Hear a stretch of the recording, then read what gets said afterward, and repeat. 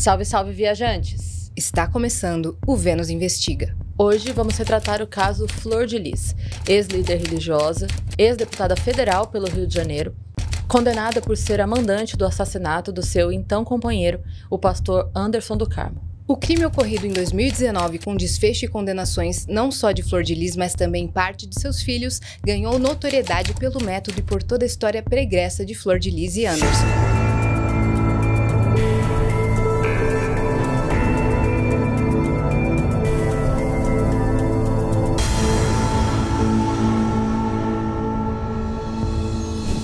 Em 16 de junho de 2019, o pastor Anderson do Carmo foi assassinado brutalmente na garagem de sua casa em Niterói, com mais de 30 tiros.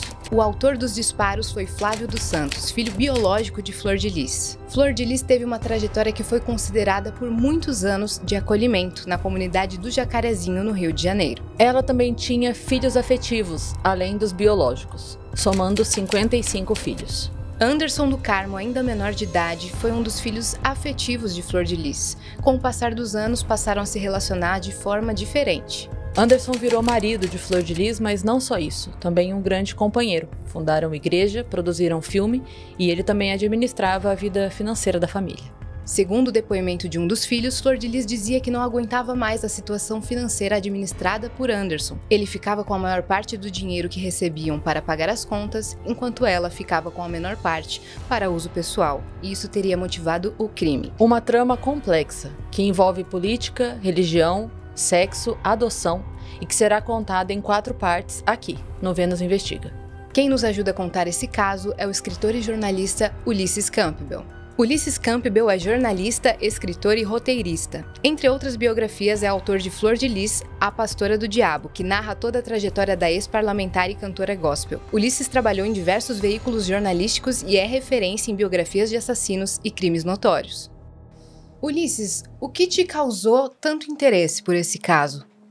Oi, Yasmin, eu tava fechando a trilogia Mulheres Assassinas, já tinha feito Suzane e Elise Matsunaga, e eu não imaginava, nem ter uma trilogia, mas aí começaram a me perguntar, e o próximo, como vai fechar a trilogia?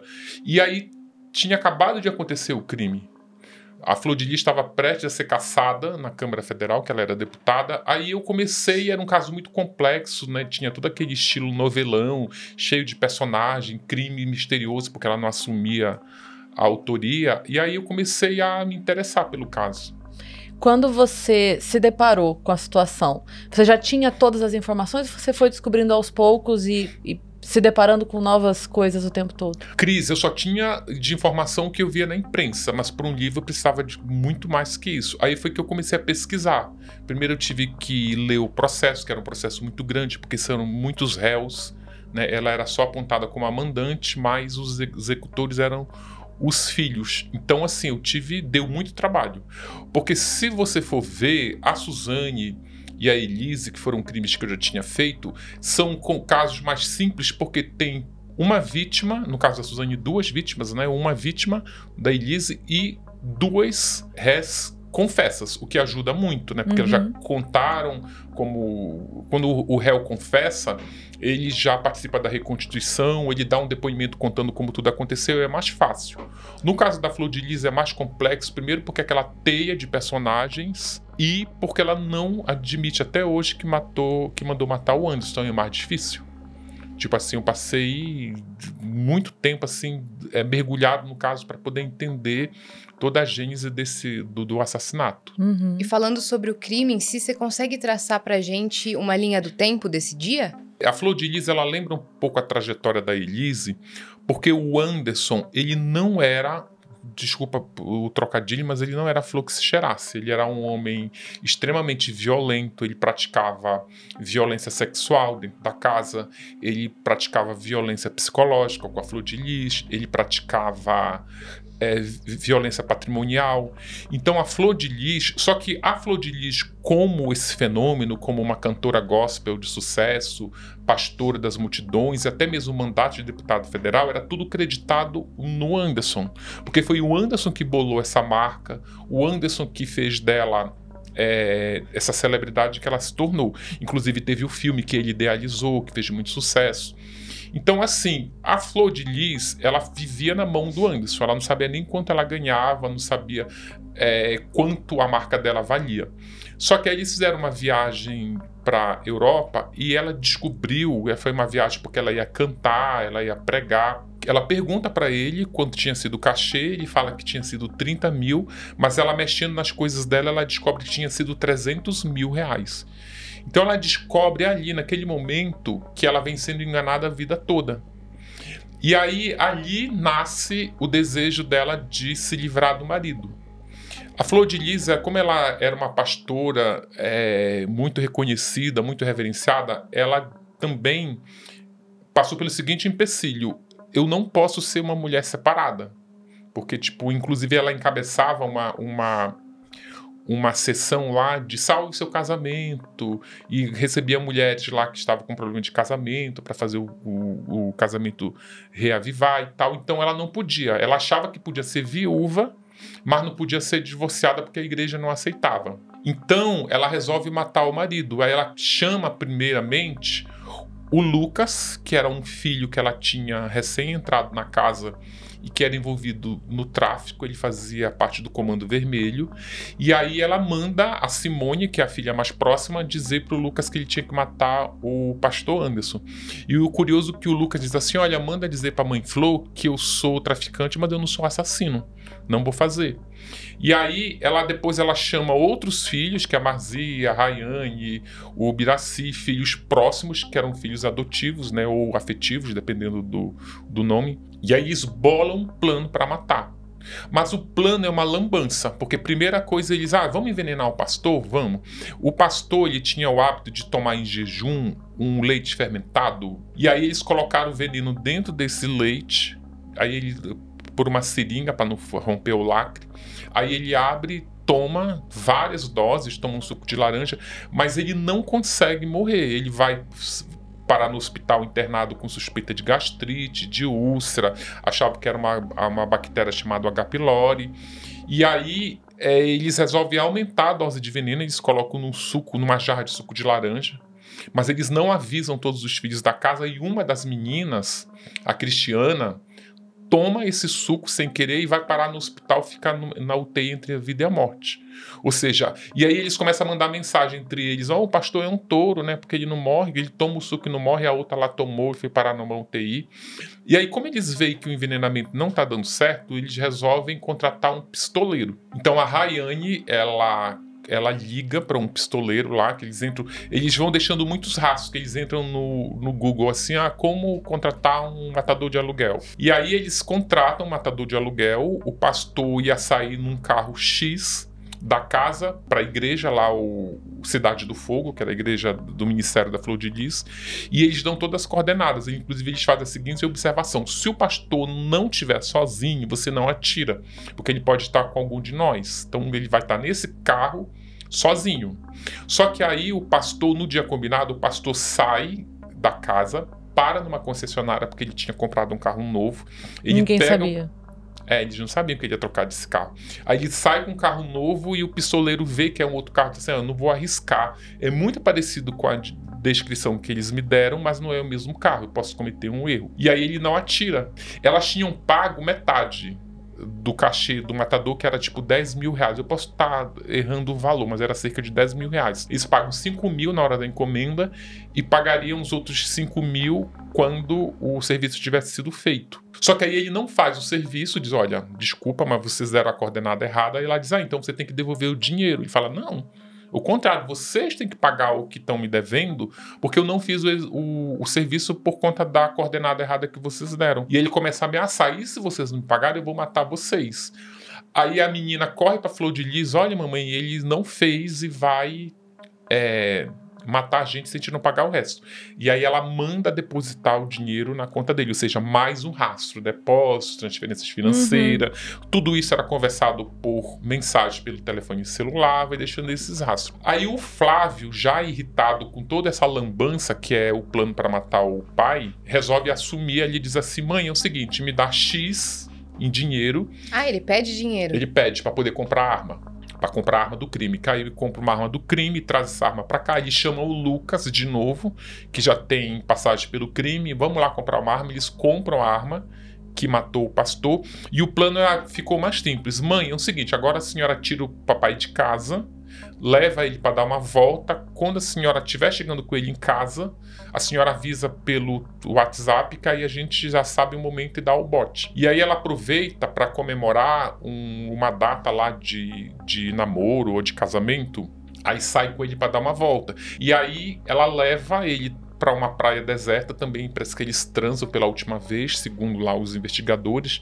E aí ela, voltando para casa, ela manda uma mensagem para Marzi, dizendo, olha, a gente está chegando. E aí ele estaciona o carro na garagem. A garagem deles era uma coisa assim meio esquisita, porque tinha uma garagem e tinha um closet que dava para a garagem. E aí do lado desse closet tinha uma escada que ia para o andar superior da casa. E aí ele chega, ele troca de roupa nesse closet da garagem, ele tira a roupa que tava, fica só de cueca, e ela sai, sobe as escadas apressadamente e vai pro quarto do Ramon, que é um dos filhos adotivos dela, e fica lá. De lá eles escutam os tiros que foram disparados pelo Flávio. Nossa, então ele não estava numa casa de swing e por isso estava de cueca.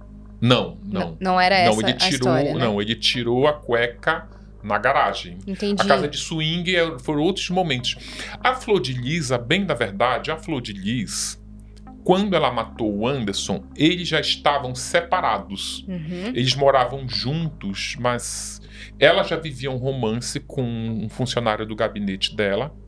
E o Anderson já vivia um romance com uma outra mulher. Eu até conversei com essa mulher, mas enfim, ela, por um pedido dela, eu acabei nem pondo no livro, só disse que ele tinha um relacionamento, mas ela me contou que eles já tinham um plano de se separar, mas não se separavam por conta da questão lá da fachada da igreja. Eles tinham que posar como um casal feliz, para não perder fiel na igreja deles. Eles iam em casa de swing, mas ali na casa de swing, ia pra casa de swing ele, a Flor e a Simone, e o marido da Simone. Mas lá na casa de swing, cada um ficava com uma pessoa diferente. Eu ia perguntar sobre, porque foram 30 tiros? Aí eu não vou lembrar agora, mas foram muitos tiros. Aí foram eu ia bastante. perguntar, ele tinha comprado uma arma, a minha dúvida é, por que tantos tiros? O que aconteceu? Cris, o que caracteriza é assim, quando você estuda um crime, a quantidade de tiro, de facada, diz muito da motivação do crime. Por exemplo, se um ladrão vai roubar uma pessoa na rua, assaltar, a pessoa reage, ele dá um tiro e vai embora, pega o celular da pessoa e vai embora. Quando a pessoa tem algum tipo de relação com a vítima, ele descarrega mais. Porque aí tu descarrega o ódio que tu tem, tu descarrega um monte de coisa, né? Tu lembra das coisas antigas e vai descarregando a arma. No caso do Anderson, ele levou tiros inclusive na região genital, o que caracteriza crime de ódio. O que explica, o que o livro traz, que explica um pouco essa dinâmica desses tiros, é que o Anderson, ele vinha praticando uma série de estupros dentro de casa com as filhas adotivas. Vou te dar um exemplo. A Simone, por exemplo, é o que inclusive justifica muitas das motivações da Simone. A Simone, que é filha biológica da Flor de Lis, namorou o Anderson. E aí, depois o Anderson acabou se casando com a Flor de Lis, mas ela continuou morando na mesma casa. Em um determinado momento da vida dela, ela teve um câncer no seio. Um câncer de mama. E aí ela veio aqui para São Paulo, ela fez todo o tratamento, aí ela voltou para Niterói, e o Anderson teve um fetiche de querer transar com ela no momento de recuperação ali, pós uma radioterapia, uma quimioterapia, e ela acabou meio que cedendo para se livrar da importunação. E ele insistia, e ela acabou, contando depois pra mãe. Ele estuprou uma outra menina também, a Rayane, que era filha da Flor de Lis, filha adotiva, e funcionária do gabinete dela, que ela ainda praticava nepotismo. E aí, essa menina que estava pedindo um aumento, prometeram para ela que ela ia ganhar X, mas pagaram Y, ela queria essa correção. Aí ele disse que só aumentaria o salário dela se transasse com ele. Para ela obter esse aumento, ela acabou se submetendo. Ou seja, essas mulheres foram guardando muito ódio na geladeira. Isso, a casa toda sabia disso. Ele estuprava, inclusive, meninos dentro da casa. Ou seja... houve ali toda uma rede de ódio que as pessoas tinham dele e explicaria esse monte de tiro que ele levou. Sim. Era mais de uma arma ou a arma foi recarregada? Uma arma foi recarregada. Pergunto isso porque assim, é diferente, né? Sim. O momento de parar para recarregar diz muito sobre esse... Não foi só o impulso, não foi só, né? Sim. Você parou, você pensou, você recolocou o armamento ali, enfim, Reza a lenda que nunca foi provado, por isso não vem no livro, mas eu acho que mesmo é uma suspeita que várias pessoas teriam atirado nele. Tipo, não teria sido só o Flávio, mas o Flávio assumiu todos os disparos. Quer dizer, ele nem ele assume todos os tiros. Ele assume todos os tiros e dá como motivação essa série de estupros que o pastor Anderson praticava dentro da casa. E além dos rastros que você falou que eles deixaram, teve alguma ponta solta que os colocou como principais suspeitos? Tem uma coisa que é muito curiosa, porque o Flávio ele não assumiu logo de cara. Mas aí eles apreenderam a arma do crime e acharam uma prova assim irrefutável na arma. Porque o Flávio, logo depois que ele dá o tiro, ele coloca a arma, ou antes, não sei se também foi antes de dar o tiro, mas em algum momento ele coloca a arma para dentro da calça, para dentro da cueca. E um pelo pubiano fica grudado na arma. E quando essa arma vai para a perícia, o pelo pubiano tá lá. Este fator teria sido crucial para ele assumir. Mas também, fora isso, tem uma questão também que ali era uma família muito unida. Inclusive no crime. Então eles tentaram fazer ali um combinado que não deu muito certo, que foi de proteger a mãe. Olha, vamos fazer o seguinte, o plano foi assim bem macabro. A Simone, ela na época, ela não estava ainda curada do câncer, ela estava em processo de cura, e inclusive ela nem tinha muitos prognósticos bons. Então disseram, vamos então botar toda a culpa nela, porque ela está mais para lá do que para cá. Ela levaria essa culpa pro túmulo. Só que aí o Flávio, como acharam também esse pelo pubiano, o Flávio não tinha como livrar o Flávio. Então, eles fizeram uma rede seguinte, vamos então assumir e proteger a mãe. Mas aí não teve como. Primeiro porque crime como esse, o mandante é sempre... O mandante, ele não suja as mãos de sangue, que é o mesmo caso da Suzane, né? Tipo, eles mandam alguém matar. Só que, quando você vai para um tribunal, que a acusação, o Ministério Público elabora uma tese, ele acaba provando sempre que o mandante é o que mais se beneficia do crime. Então ele tem que receber uma punição maior. Tanto que a Flor de Lis pega uma pena bem maior, né? Do que o Flávio e a Simone. Logo que o pastor Anderson morreu, ela deu uma entrevista coletiva na porta de casa dizendo que o Anderson tinha morrido para salvar a família. Porque ela queria emplacar a tese de que ladrões teriam tentado invadir a casa, ele teria reagido e morrido para salvar a família. Só que aí não colou. Não colou porque a Flor de Lis, ela, inclusive eu conversei muito com os advogados dela, a Flor de Lis, ela nunca se comportou como uma vítima que perdeu o marido de forma trágica. Ela sempre foi muito combativa na defesa dela, na autodefesa.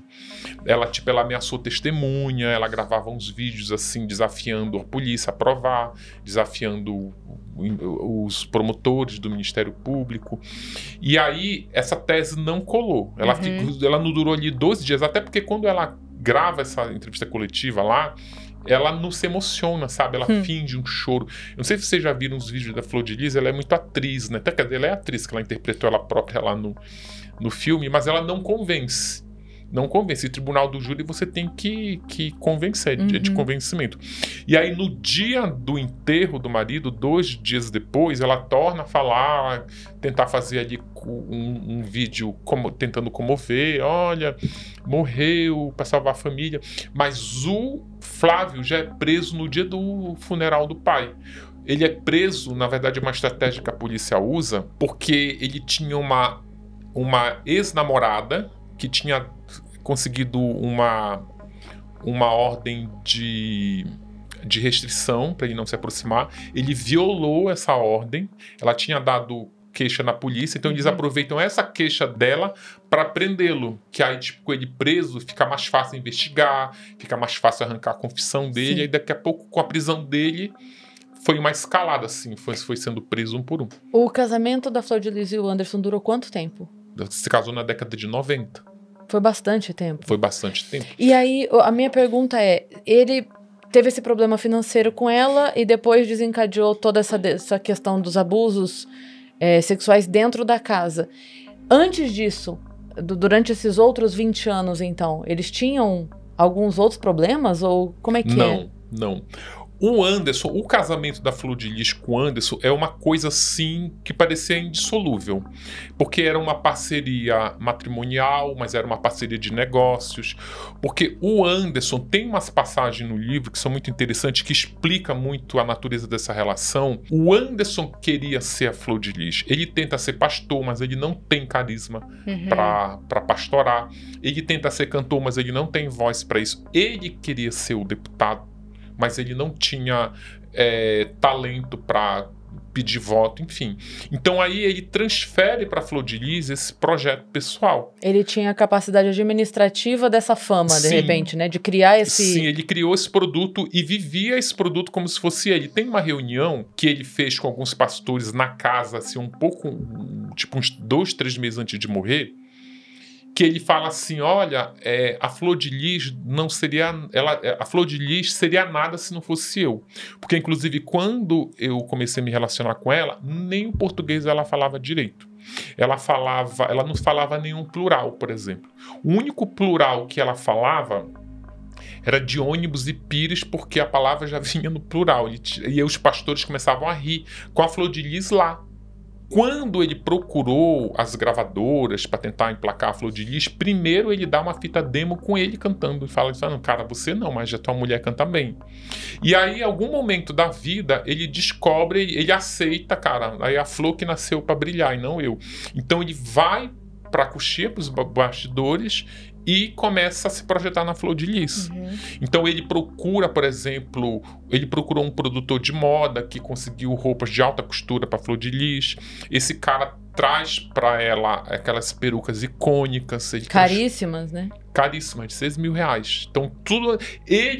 A Flor de Lis, o Anderson conhece a Flor de Lis naquele momento que ela estava resgatando os garotos de rua. E aí ela resgatava esses garotos de rua bem intencionada, porque ela queria se cacifar para ser pastora na Assembleia de Deus do Jacarezinho. O Anderson abre os olhos dela e diz, olha, tu tá fazendo isso à toa, porque a igreja, a Assembleia de Deus, ela não ordena pastora, ela só ordena pastor. Então, se você quer ser pastora, você tem talento para isso, você tem que abrir a sua própria igreja. É de uma pretensão gigantesca você querer abrir a sua própria igreja. E ele consegue abrir a igreja para ela com o nome Flor de Lis, Ministério Flor de Lis. Aí daqui a pouco ele diz, olha, agora eu vou te transformar numa cantora. Então ele sai, os primeiros CDs que ele conseguiu gravar da Flor de Lis, ele saía vendendo de porta em porta, até que uma grande produtora descobre um CD desse, não, traz aqui para ela assinar um contrato. E aí depois eles fazem o filme que tem o Cauã Raymond, a Débora Seco, a Aline Moraes, a Bruna Marquezine. Ou seja, ele vai... Sabe o que o Anderson fazia? Ele ligava para as redações. Ele ligava para as redações dos jornais locais e dizia... Ele fazia isso, ele era muito esperto. Perto do Natal, do Ano Novo, as TVs começam a fazer aquelas reportagens de solidariedade. Olha essa mãe que ajuda. E aí ele falava, olha, vem aqui, tem aqui a Flor de Lis, tem 30 filhos. E ela não tinha nem 10. Aí o que ele fazia? Ele saía batendo de porta em porta na casa dos vizinhos. Me empresta as crianças aqui que eu preciso... Vai chegar uma equipe de reportagem. Eu preciso ter aqui 30 crianças. Tem um repórter da TV Cultura, um cinegrafista, que ele olha aquele monte de criança numa casa pequena e ele ainda vira e diz assim pra ela, mas onde tu cozinha comida pra todo mundo? Aí tinha lá um fogão de 4 bocas com 2 panelas. E ele falou, sério, mas cara, na minha casa tem 10 crianças, 10 pessoas, o tapete é cheio de sandália, aqui não tem nem... Ali acende uma luz que existe uma farsa por ali. Só que ele vai, né? Ela prospera, depois ele vai parar na Xuxa, vai parar na Ana Maria Braga, vai parar na Hebe Camargo, na Marília Gabriela, no Fantástico. Aí o Anderson agenciou isso tudo. Então, ainda voltando naquela comparação, na hora que a Flor de Lis disse, eu preciso me livrar dele, mas não tem como eu me livrar dele porque ele é a alma disso aqui. Eu só me livro dele matando. Não tem como. Para a Flor de Lis não tinha outra alternativa se não fazer o que ela fez. Bom, agora no próximo episódio a gente vai falar mais sobre a história da Flor de Lis, a infância dela e como ela chegou onde ela chegou. No próximo episódio de Vênus Investiga...